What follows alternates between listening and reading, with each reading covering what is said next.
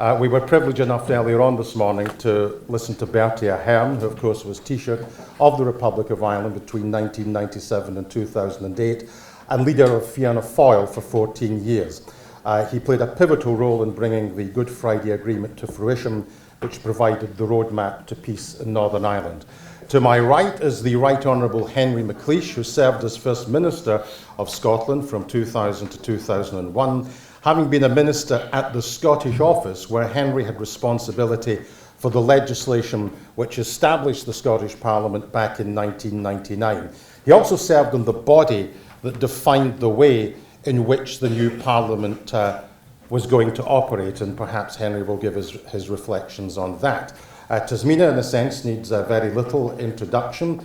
She's a lawyer by profession, was elected to the House of Commons in 2015 for the Scottish National Party, and after losing her seat, she was a close confidant of the former First Minister Alex Salmond, helping to produce many of his TV shows and podcasts. And delighted to say, I'm also joined by Samantha Barber, who's had a career as a leading business advocate. She spent 3 years at university in France.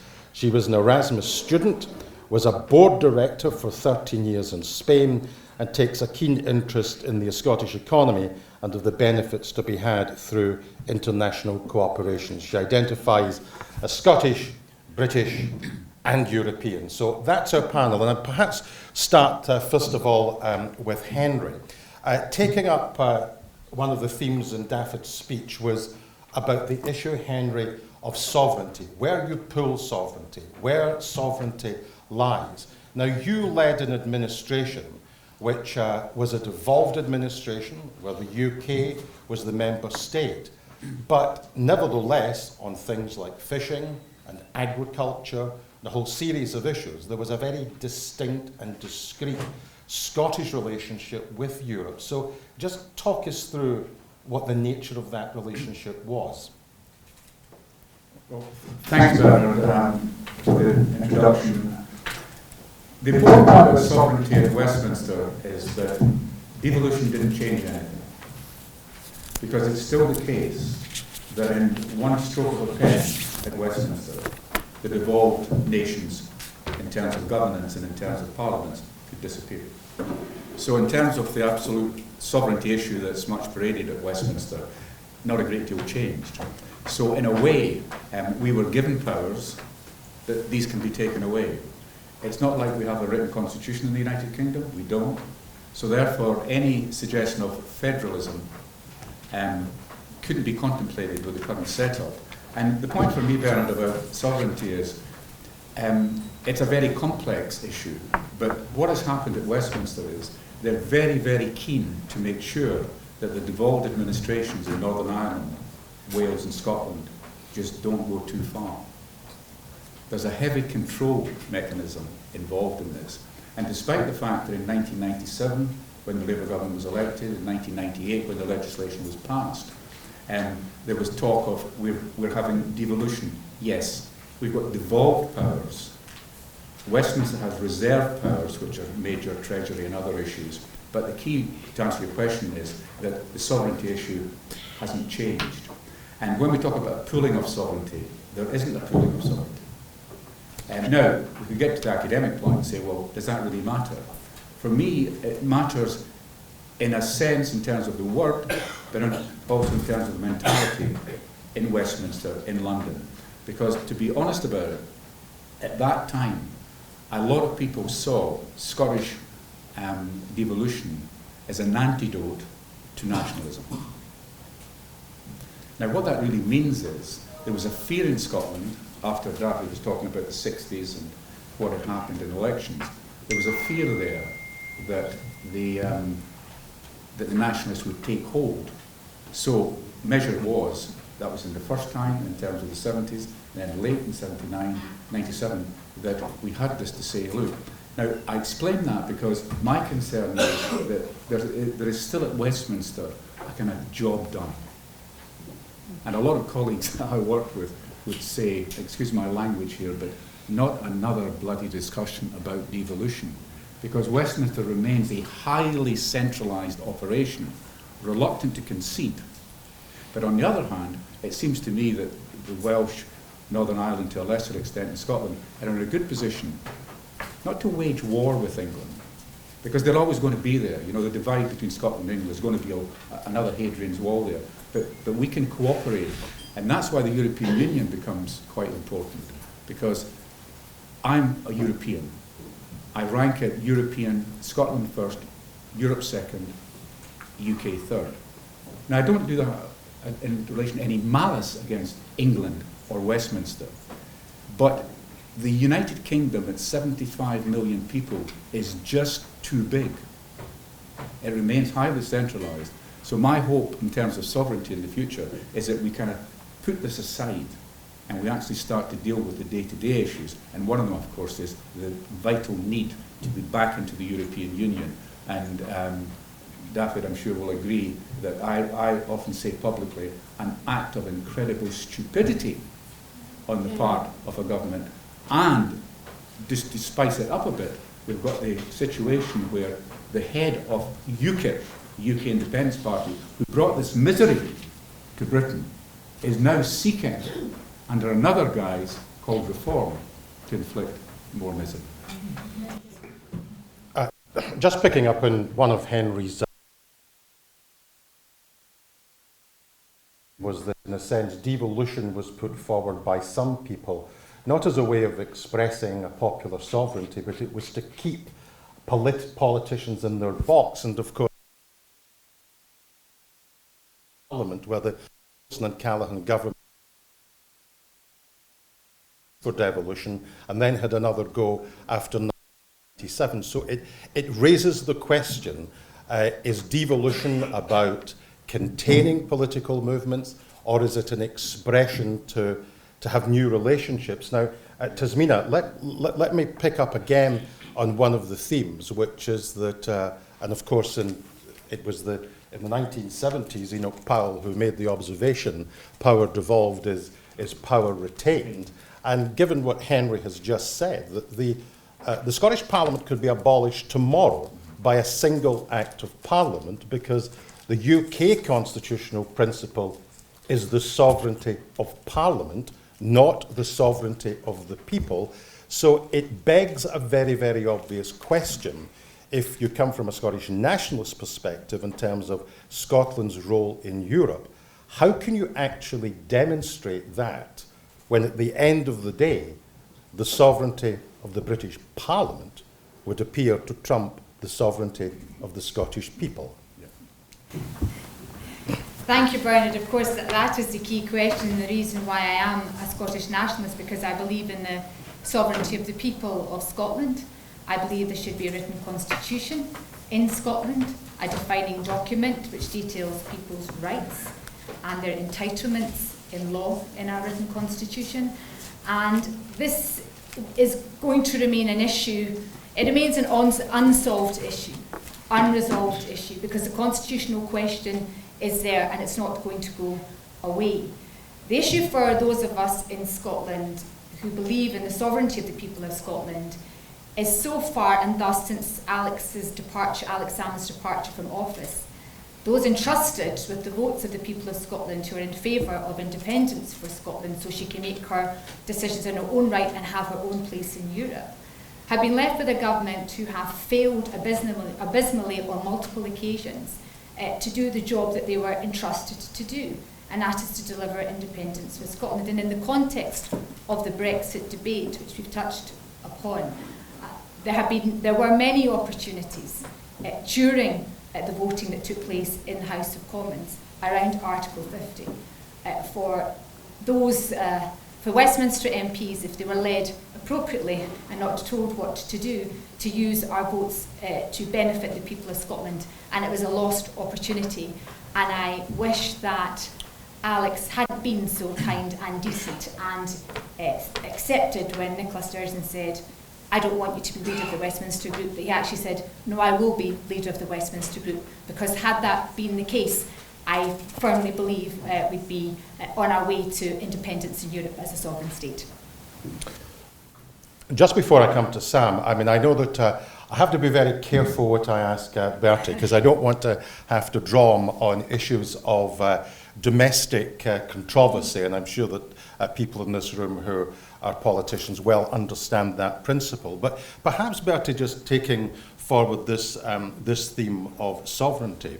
I mean, if you look at, and Britain and Ireland went into the then European Economic Community on the 1st of January 1973, but in a sense the question of Europe was never really quite a settled question in the UK political parties. Labour was split after the Treaty of Accession in 72, all during John Major's premiership there were splits. So this issue of wrestling with sovereignty has always been a contentious one in the UK context.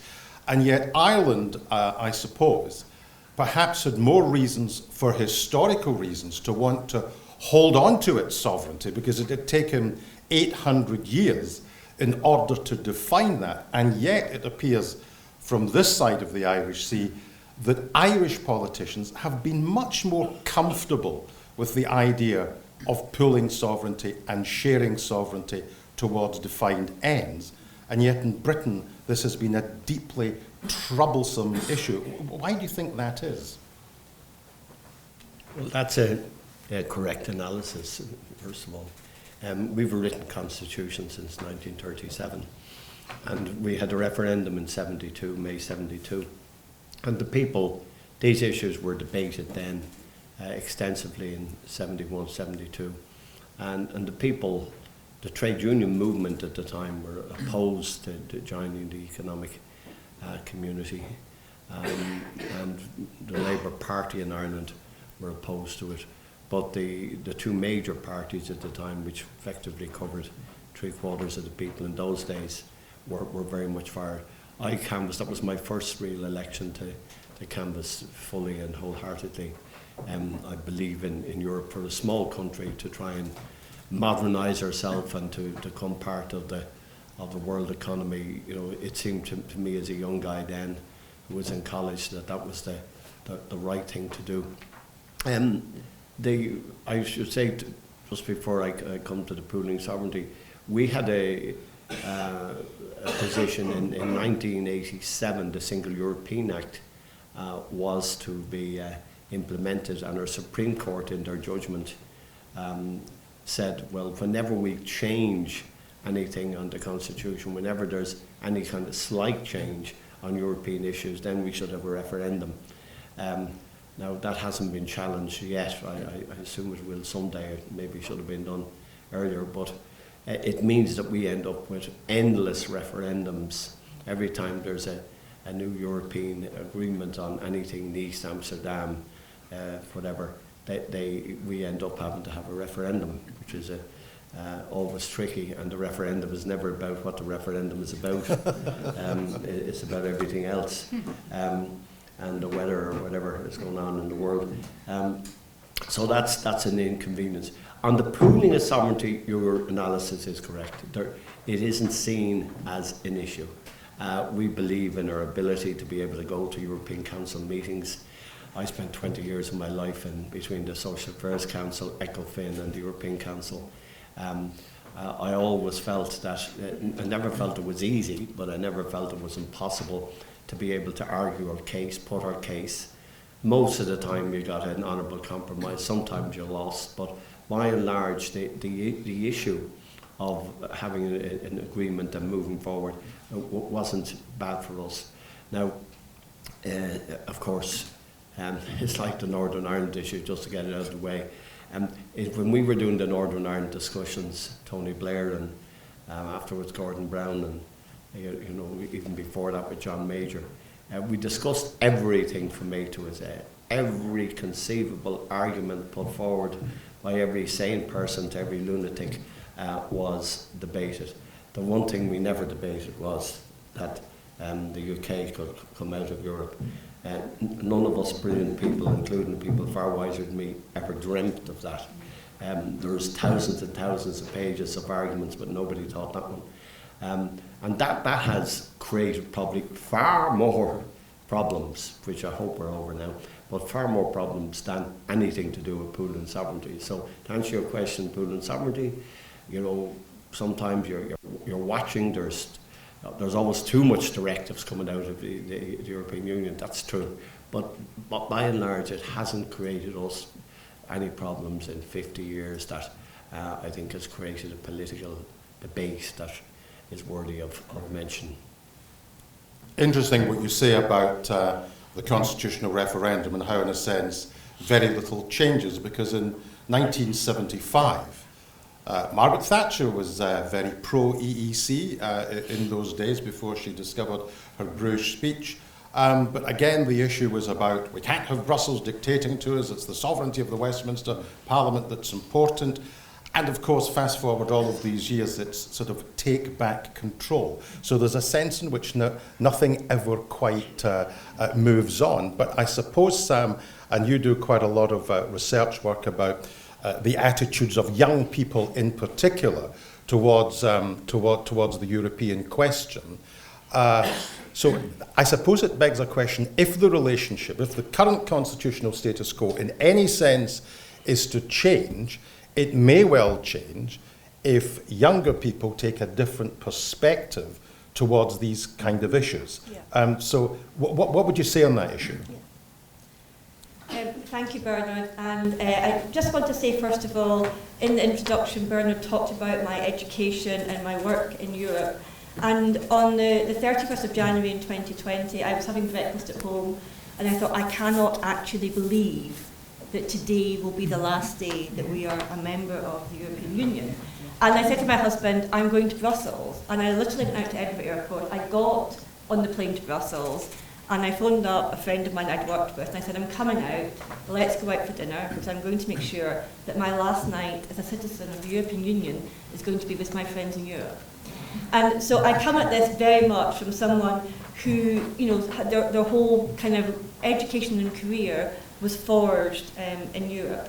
And so what I would say is an observation about where we are in Scotland. We cannot, in today,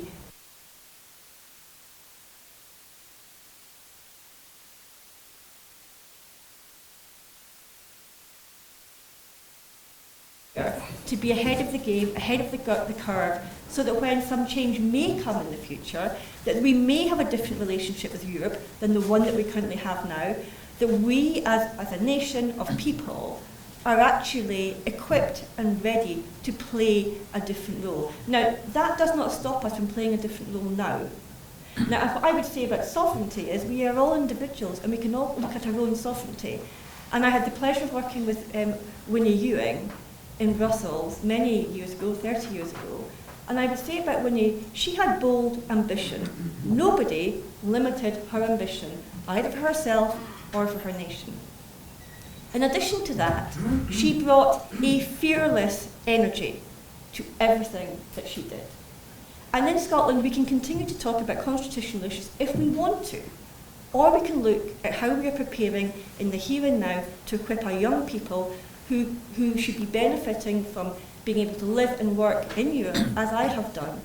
Because when we're looking at the leadership skills that we need in our businesses, in our democratic institutions, we want people who understand and are not afraid to look beyond the horizon, who aren't afraid to travel, to learn, to discover different cultures. Because by doing that, that's not soft power. That is smart power. It's not soft diplomacy, it's smart diplomacy.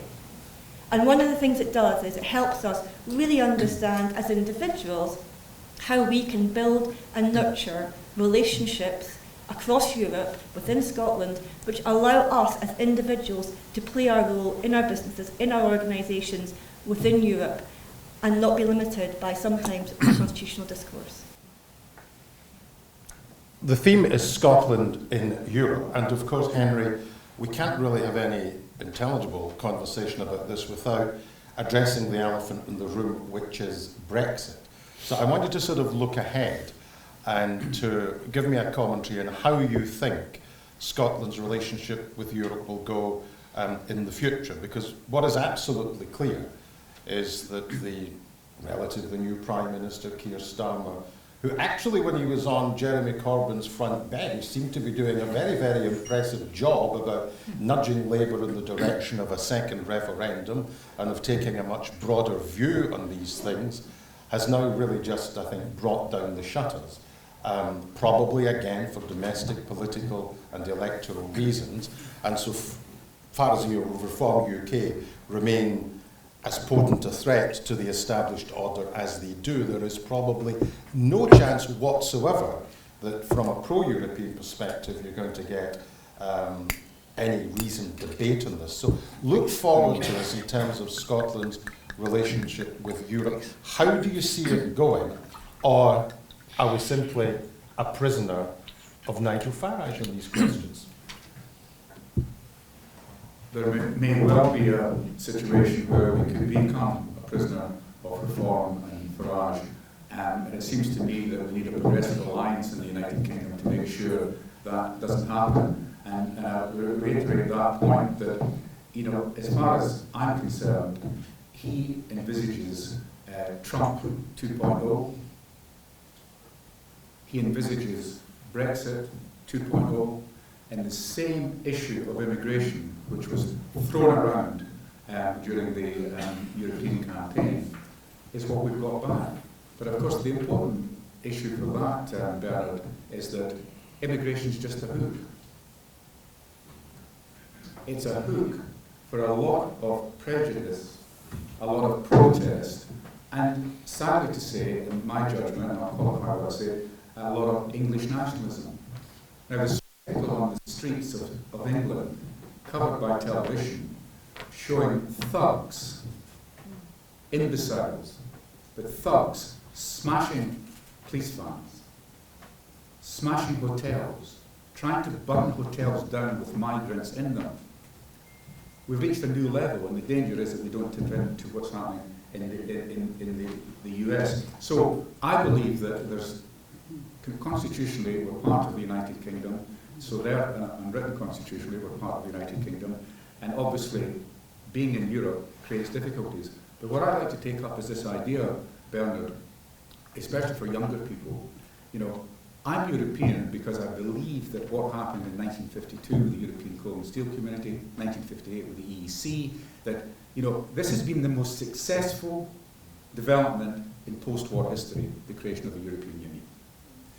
But we're moving on to different phases. And what I'd like Scotland to be doing is ignore the fact, and I use the word advisor, but ignore the fact that devolved powers in foreign affairs, we don't have any. But what we can do is make an imprint on all the stuff that we've talked about over the 2 days, and Scotland can lead and shouldn't be held back because we don't have you know, reserve responsibilities for this and that. And the other thing I would suggest is in a more, what would I say, in a more aggressive way, is to say to the UK government in Scotland, we're doing this. We may not have the sovereignty or the constitutional responsibilities, but on the other hand, and I'll just make a brief point on this, that when we talked about Scotland looking forward, I just believe that in legalities we can tie ourselves up, but in terms of ambition for Scotland, and what we should be saying to Westminster, these are our terms. And in terms of a kind of moving towards federalism, I work on the basis that there is no absolute solution to Scotland or anywhere else just now.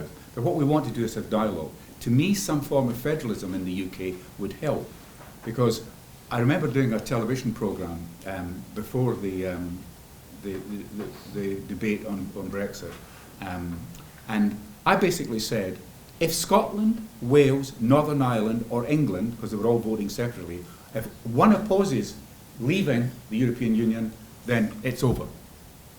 Now, that was too dramatic because that would have been some kind of federalism emerging. But that's why I think Scotland has got to be much more professional, much more ambitious, not be hidebound by constitutional constraints that were real or imaginary, and then move in Europe as if, not as if we were a sovereign nation, but actually a proud internationalist nation with a great deal of humanity. And of course, when we talk about the Enlightenment, we were there. You were there. And this institution of Europe is our future, especially with our so-called special relationship major ally. That relationship's in some trouble. So I see great potential. And quite frankly, if Westminster doesn't like some of that, so what? We don't have a written constitution, so what are they concerned about? And the issue they're concerned about is this absolute sovereignty, which to me has less meaning as we move forward, and Scots should take advantage of that. Thank you, Henry. Bertie, Henry used an expression there that immigration is the hook. Well, immigration is the hook for a whole series of debates, but immigration has also been a hook for people questioning the established political orders in their own country. And some people do this for very, very genuine reasons, because they are scared and they feel economically marginalised, and they think the people that govern them are not taking enough account of their frustrations and their economic circumstances. Now, I've seen the protests in Dublin.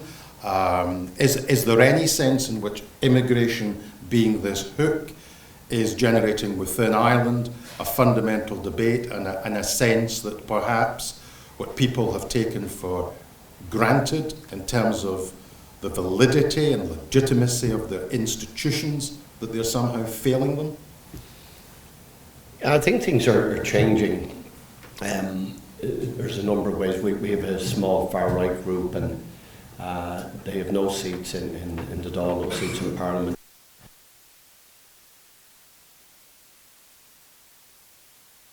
Or 75 councillors, they've 2. So, you know, electorally it's very small. Is there too many people coming in?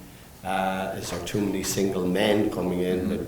People in Dublin are terrific, because it's really a Dublin issue more than around the country.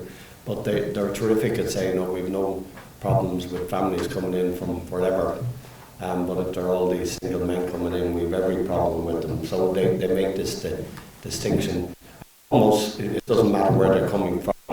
If it's the single men syndrome, they have a different view. And that comes out of fear: who's driving the taxi, who's on the street at night, are women safe? So that, you know, well, it's not a big issue. It is an issue that's in everyday discussion. On the other side of that, I grew up, when I was Minister for Employment, Minister for Labour back, late 80s, I held the record for being there the longest. I couldn't get out of the job, but it was, you know, we had 20% unemployment at one stage, and at that time, and about 2% of the working population would have been non-Irish. I tend to say New Irish nowadays, but not non-Irish. Now it's probably closer to 20%. About 20% of the people from all over the world. In my local university, Dublin City University, this year, starting off in 2 weeks' time, there'll be about 110 nationalities in the university.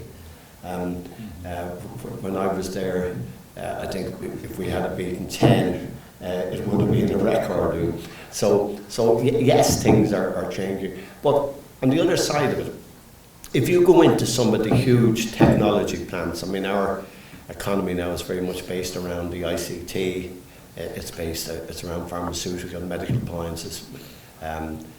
We'd be far more worried about Mr. Trump than we would about immigration issues, I can tell you, but now that's not today's issue. But when you go into any of those plants, huge plants, exporting all over the world, billions of products every day, billions of, I think probably 7 or 8 of the top drugs used in the world today are by and large made in Ireland, which is extraordinary from a small country. But they're not all Irish people. You go around, I mean, it's the United Nations that are there. I mean, they're from every nationality, working together, collaborating together. The software teams and the tech companies are from every nationality, using their brain power.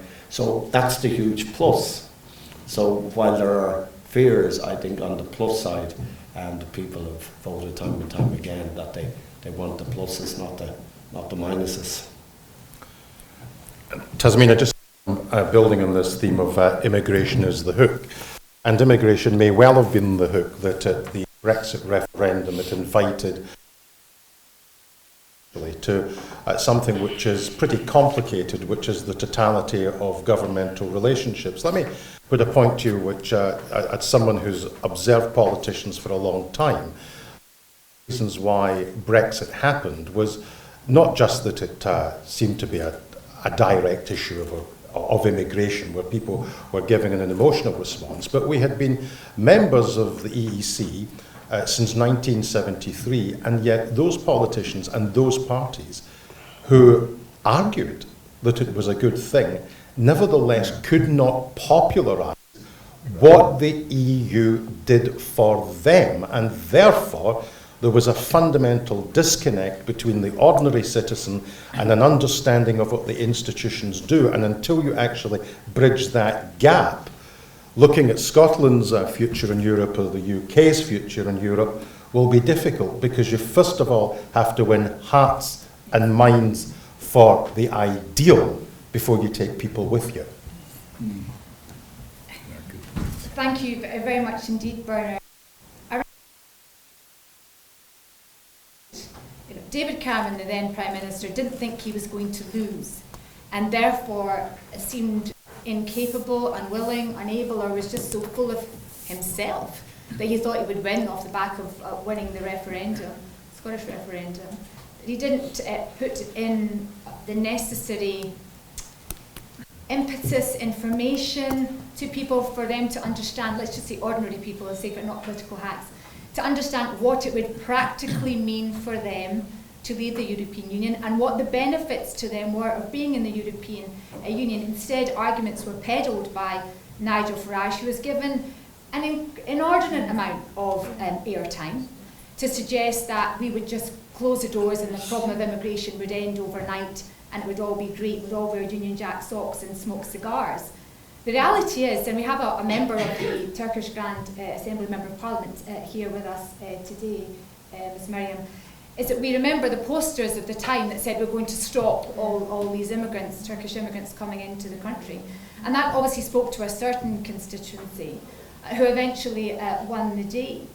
But, you know, this issue of where we stand now and the potential, and there is the potential of Nigel Farage to become the next UK Prime Minister, takes me back to my time, Bernard. I am of mixed race, Muslim, father was Pakistani. When I was at school, people wouldn't ordinarily know that. They knew from my name that I was foreign. And I would be, you know, chased home from school, you know, there ain't no black in the Union Jack, sent as me no home. I had that, you know, throughout my school days. I'd be bashed in and kicked at school and my lunch stolen, etc. And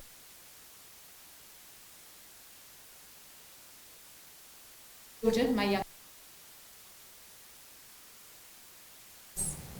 and that is because successfully Nigel Farage and many others who've had responsibility but have been singularly incapable of telling the truth to the people of this country have decided it's a really good idea to mix up immigrants who continue to contribute to this country with refugees and one and the same thing, and they're all bad. And by the way, guess what? The reason you don't have a house or a job is because of these people who are taking them from you. And for him it's a perfect storm. And politicians have to take some responsibility for not being able to articulate the benefits of having immigrants in this country. And in actual fact, many of our services would fall on their knees without their contribution. And people need to have the determination, the passion and the will, and can I say, they need to be strong enough and not scared to tell it like it is. Because at the moment he's winning the room, and at the moment there are young people growing up in this environment where they think these people are problems, where in actual fact it's a failing of government, that 1 in 5 children are living in poverty, and it's a failure of government that people aren't adequately housed. And the scapegoats can't be the people of colour who've come here and made their lives here and are serving the people of this country. Sam, do you want to take the microphone? No, thank you very much. Now, I want to pick up just on a point that Bertie was making about whether you're immigrants, but you know, the internationalisation of our companies. So not only in Ireland, but in many companies, they're led, they're also populated by people from very different countries coming and choosing to work in Ireland or work in other European Union countries, or indeed in Scotland, you know, and the UK. And the research that Bernard was alluding to, there's actually some research that's been done at INSEAD, which is, you know, the business school in Fontainebleau, and it talks about the qualities and the attributes of cosmopolitan leaders. And these are leaders who and people who have lived, worked and experienced in different cultures. And what it does is, it's the antidote to Nigel Farage. It helps people become more curious. It helps people become more outward looking. It helps to stop introspection. It helps to stop the reducing and narrowing of the world that people live in. And therefore, being able to see the value and the qualities of resilience, of determination, of adaptability and flexibility, and all these qualities that we need in people, in our workplaces, and that we in Scotland need in our institutions, in the workplace, in order to be able to have an economy which is thriving, which is agile, which is able to respond to a very changing environment. We cannot do that by being introspective and being closed off and reducing the world that we're living in. We need to be able to look outward, to have ambition, and to be fearless in how we want to move forward as individuals and as a nation. Just before I go back round the panel, I'm conscious that there's a good scope of opinion within the room. Would anybody like to make a contribution or ask a question based upon what they've already heard? Because a lot of good chunky contributions that we've had from the panel. Anyone? Fergus. Well, thanks, Bernard. I wonder if I could ask Bertie Ahern. Can you hear me all right? Yeah. I wonder if I could ask Bertie Ahern, just to follow up, Bertie, what you said about the balance of the population of Ireland going from 2% to 20% of new Irish citizens. I'd be interested to know how that came about. Did that come about by accident? Did it come about because of membership of the European Union? Did it come about because of specific policies pursued by successive Irish governments to encourage more people to come to Ireland? Were there specific campaigns, as we associate with Australia, for example, to attract more citizens? I think at one election, Australians put things rather pithily, but the need for more people to come to Australia was characterised in the slogan "Perish or Die," which was an unusual political slogan. So I don't suppose that happened in Ireland, but I'm just interested to know how there was that massive increase, because it's quite encouraging to hear that, and I wasn't aware of it before you passed that information. Yeah, I suppose if we go back to the 80s, which is not that long, depends what age you are, but if you go back to the 80s, when there was very high unemployment, there was very few coming and there was plenty going, which was our traditional position, probably led by nurses and doctors, and we were losing some of our best and some of our best graduates. I think as some of the policy areas, I think it's a combination of a number of the things that you said, but I think when we decided as a country, and it was kind of a buy-in by most people, anyway, the vast majority, that we were going to, we're a small country, so we couldn't be great at everything, so we decided to try and be good at a few things. And we hit that with information communication technologies, one box, pharmaceutical and medical appliances, and another box. And that led to an enormous amount of foreign direct inward investment. With that came, I think, a lot of, not just for anyone and everyone, but there was a kind of a system of a green card where if they needed workers, and we had to be open to that. So if you have Apple or you have Google, Intel, any of these, their intellectual property rights and their software division, they want to have a group of countries. I remember going to Microsoft and a lot of these plants. They used to have 10 nationalities, now it could be 50 or 60, the way it's grown. So that was a policy area. Then the other area was as the country grew and we got good figures of economic growth for probably 30 years now, with the exception of the few disastrous years in the international recession. That has created the demand for people to come in. And so the economy moving, if you were to take Ireland when I was a young boy, 60% of our economy was agriculture, now it's 6%.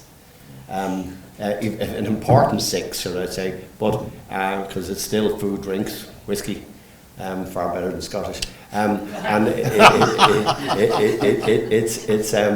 you know, so that change around has happened, you know. So I think it's but the last one, and I think the biggest one, is the one you mentioned, is European Union membership. If it hadn't been for European Union membership, you know, we mightn't still have the donkeys and the horses, as sometimes we were portrayed years ago. But I think it made an enormous difference to us. The opening up, the freedom to trade, the removal of tariffs, the restrictions gone, that revolutionised Ireland. And can I just come back to a point, not to get involved in the politics of this good country or the UK, but I didn't get involved in the campaign over here, but I did in Northern Ireland on Brexit, because I was asked by chamber groups and union groups.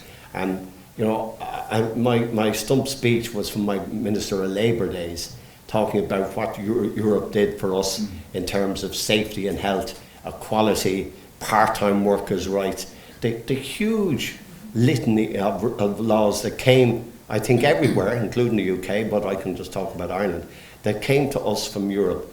And I could not understand how some of the senior Labour politicians, mainly the leader at the time, you know, wasn't making these arguments, you know, because the reality is that, maybe the capitalists and the big employers didn't like some of these laws, but for the worker, I mean, it was Europe that changed these things. It's the legislation that came through Westminster and the Dáil in the 70s and the 80s, you know, changed the life of workers. And I could not understand why those arguments were not made. Now, I made them in Northern Ireland, and I went to the unionist areas as much as I did to nationalist areas. And I think if that argument had been made stronger, it would have overcome the argument of just it being about immigration. But it did work in Northern Ireland, and maybe it did in Scotland too, but it didn't work in England. It's interesting, Bertie, because John Hume, who was in the European Parliament and a great friend of Winnie Ewing's as well, used to say that the European dimension in the context of Northern Ireland would change the debates about borders and nationalities and flags. And it's interesting in a sense that, and I know there is a really active debate in Ireland about the circumstances which may well pertain towards a united Ireland. So I think John Hume has been quite prophetic in a sense. Yes. I want to go to the lady in front here just to make a contribution. I have a very loud voice. Samantha from London, House of Lords. I just want to say what an incredible program this has been, and really grateful to the organisers. And it's been great to see heroes of peacemaking, both Henry McLeish and Bertie Ahern.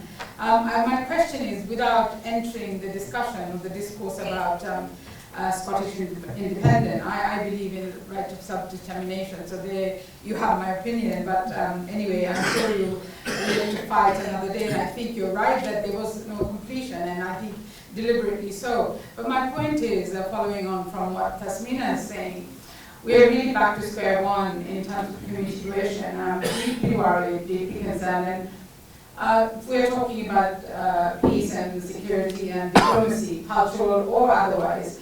I think there's a big, massive dinosaur in the room, which is Gaza and what's happening. I know it's been mentioned, but my question is, what analysis do you have about why our government is not put with the partnership of Europeans, the coalition of willing to achieve peace, and why are we so silent? Some of us are not silent, but why are we silent where it matters on the desecration of nation of Palestine? Okay, just before you deal with the Palestinian question, Henry, maybe just pick up on Tasmina's point, the last point that she made in terms of the immigration debate, because, I mean, the institutions of Europe were born out of war, and it's sometimes lost in all of this debate that the peace has been kept in Europe because the institutions have worked. They have done the job that they were supposed to do in the post-war period, and part of that was dealing with people in distressed circumstances who were refugees and so on. And when you look at the sort of mood music which is coming out of Westminster at the moment, despite the fact that the new government opposed much of what the previous government was doing, there seems to be an inexorable logic, and Yvette Cooper's talking about redefining Article 8 of the European Convention. There seems to be an inexorable logic where the next debate in this country is whether or not we resile from international obligations which have been there since the post-war period about European ideals, about looking after people. And that's how far the dial has moved in this. Well, I would say that, first of all, we resist all the temptations to mimic the kind of thing that's happening in America and the kind of thing that Farage is suggesting. Deportation centres, hard rule. And the reason why I think we can say no to all of that is because we've got to reaffirm in a practical way the commitments we've made internationally.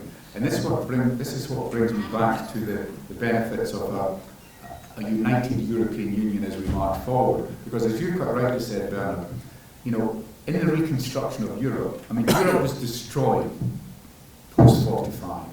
But what we had was a remarkable situation where the UN, the Council of Europe, the World Bank, the IMF, the stability of the currency, all was done in a sense of unity with the Europeans, and 6 of them joined in 1958 to the European Co-Institute Community.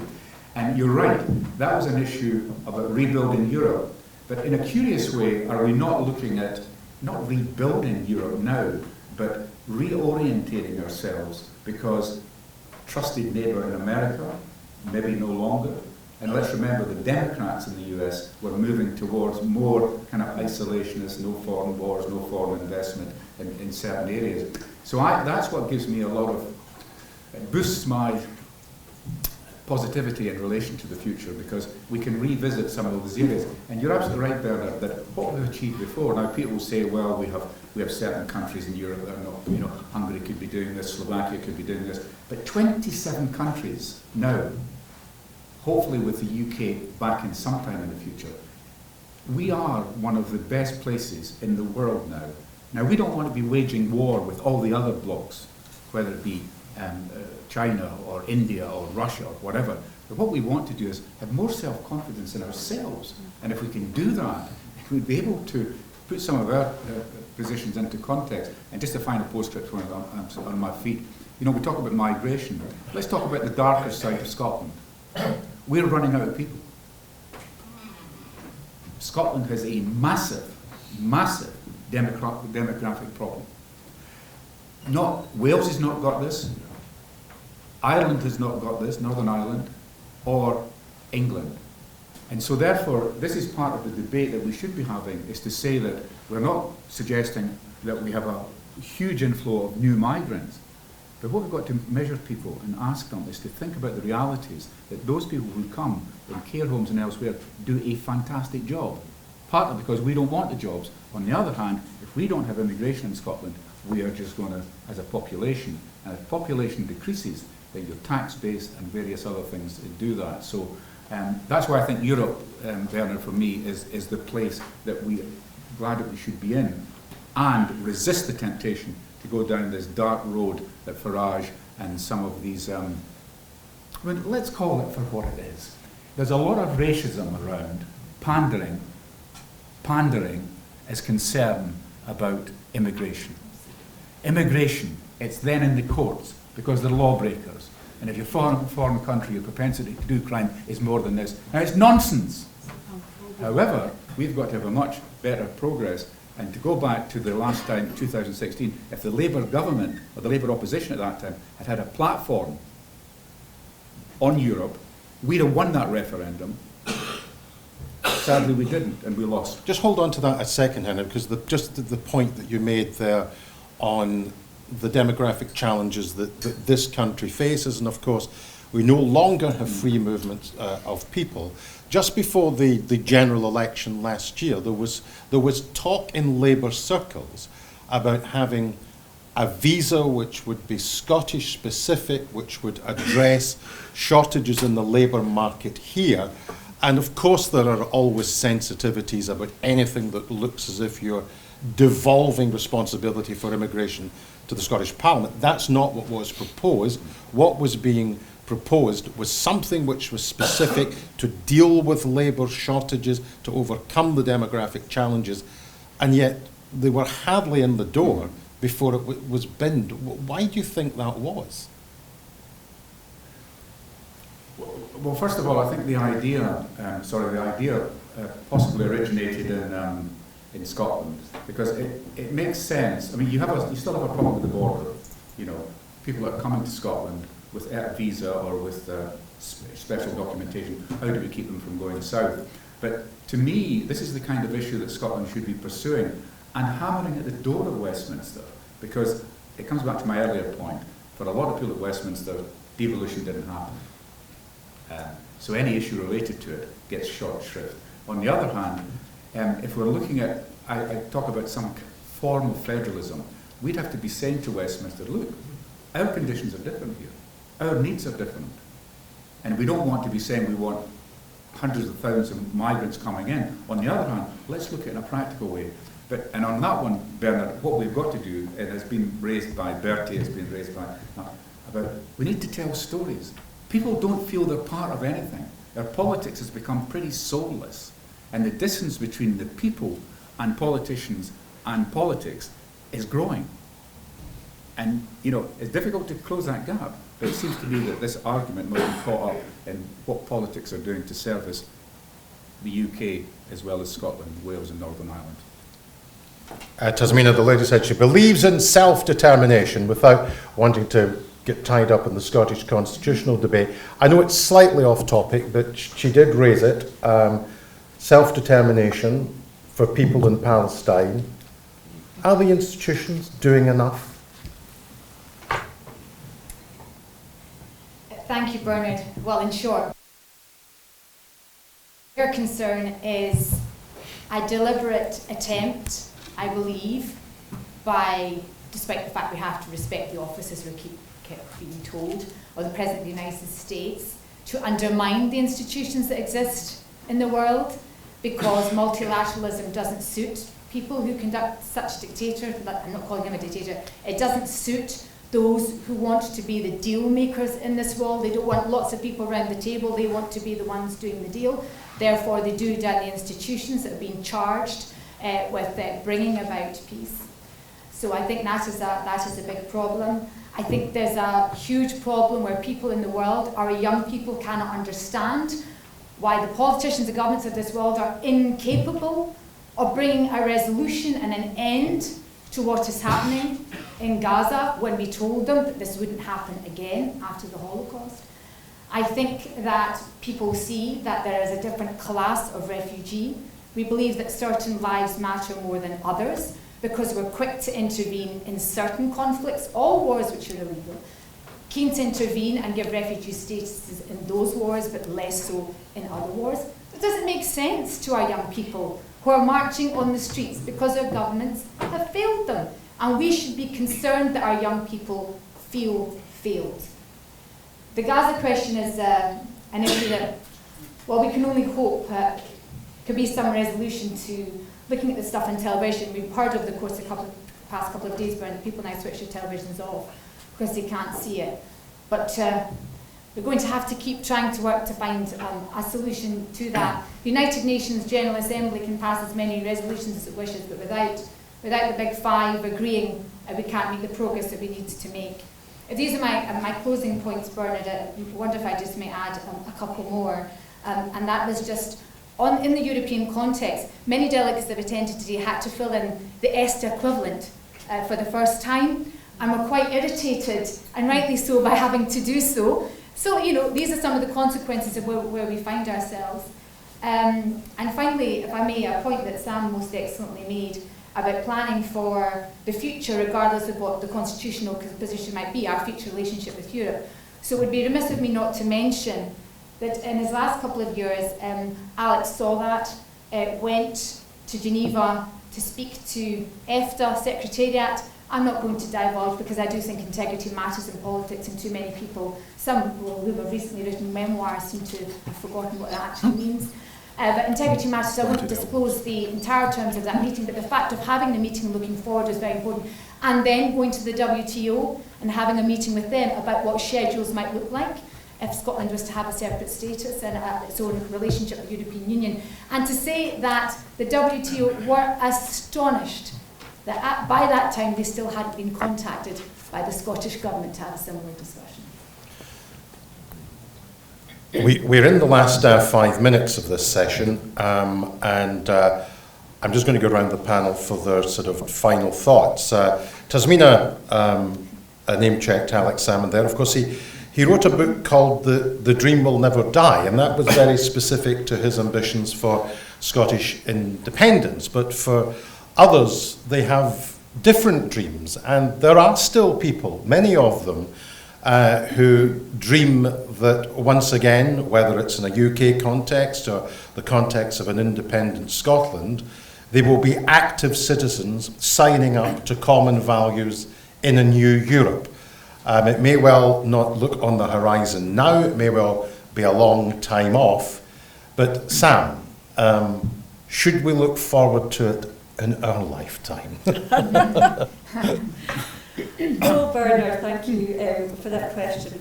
I think, and I just want to just touch on what was said earlier, I'm a great believer in the power of human beings to be a force for good in this world. But sadly, we cannot ignore that, unfortunately, the ability of man's inhumane behaviour to man never fails, and has never failed in history. And that is why we need these institutions, the democratic institutions of our countries, of Europe, of the United Nations, to be able to intervene and to be that force for good and that force for change. Because otherwise, unfortunately, the inhumanity of man will only continue. Now, just that one point that I wanted to make. In terms of what is our future in Europe, Scotland has a role in Europe today, and Scotland has a bright future in Europe going forward. The issue of our relationship with the European Union as an institution is one for the future, but let's really work and build what we have in our control and in our hands today. Final word to Bertie. Yeah, I think engagement can get over a lot. I mean, if you stand back and say, well, what's going to happen in the next few years? Are you going to have referendums that will change things? Well, and if you get just caught up in that, you could be disappointed. Whatever happens, whatever way it'll move. But I think the everyday engagement of contact, and if we can put it in the Irish context, there was a time where we had no engagement between politicians in Northern Ireland and Southern Ireland. Now we have the institutions, Good Friday Agreement. They're meeting, it hardly gets a line in the newspapers because people are dealing with the issues of health and education and third level education, infrastructure. So, and then now and again there's a row and that gets publicity, but on the everyday action, so I think you use every connection that you can to get into. If I think I was in Scotland, I would be using every connection from here into Europe, into various DGs and into various committees, and you'll find that they're open for these things. I think the more engagement that can happen, then you can make more progress. If you just look at the big question, well, maybe that's going to remain the big question for a long time. And the people of Ireland will be engaging with the democratic process soon. I'm not going to get Bertie to answer this question, but should the name of Ahern appear on the ballot paper to be the next president of the Republic of Ireland, I wish him well in that. Now, Henry, your predecessor as First Minister of Scotland, the late Donald Dewar, who will be 25 years dead next month, remarkably enough, once said that devolution was a process, not an event. And I suppose all constitutional politics is inevitably a process. So where do you see, easy question to end with, Henry, where's the final staging post of this question which you've been at the heart of all your life? I think I can reply in great honesty, because my vision of Scotland's future is a long way off. I may not be around to see that. But the hopeful thing is, and Donald Dewar quoted often, but it was Ron Davies, Secretary of State for Wales in 1997, who made that great point that devolution was a journey, not a destination. 25 years on from that, it's exactly the same position. So I'm optimistic, Bernard, that evolution will continue. It's going to be difficult, it's going to be tough, but if we keep the interest of Scotland paramount in Scottish minds, and also tackle that vision of Europe in 10, 20, 30 years' time, then I believe that not only will Europe be stronger, the UK will be stronger, and I just have an inkling that someday we've got to put the Farages of the world, the reforms, the immigration, some of the nastiness and the racism that goes with that, and actually rejoin the European Union. Because we've made one huge mistake. But the great thing about politics and democracy is you can change issues, you can change decisions, and that's really my big hope for the future. Henry, Bertie, Samantha, Tasmina, thank you very much for your time, for your thoughts in this session. We're, I think, right on time, so enjoy your next coffee break. Thank you very much indeed.